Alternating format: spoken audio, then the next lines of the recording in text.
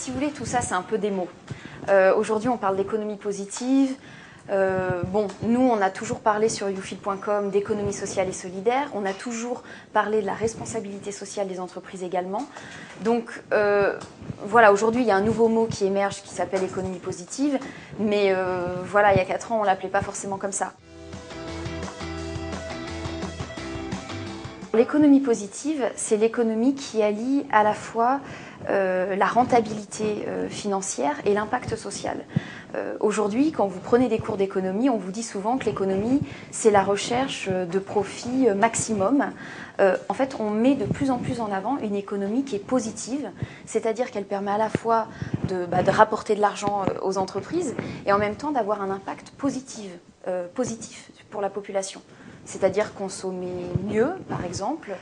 C'est une économie aussi collaborative, une économie de partage. Quand vous allez, par exemple, sur des sites où on vous propose d'avoir accès à des biens pour un moindre prix, ou même des sites de covoiturage, par exemple, toute cette économie-là, qui a émergé notamment aussi grâce au web, c'est ce qu'on appelle l'économie positive.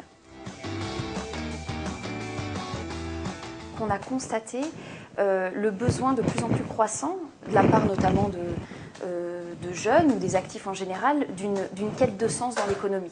On est arrivé à un moment, on a eu la crise, et cette quête de sens, elle a émergé. C'est-à-dire, on s'est dit, on ne peut plus continuer comme avant. Voilà. Donc, petit à petit, l'idée d'une économie positive a fait son chemin.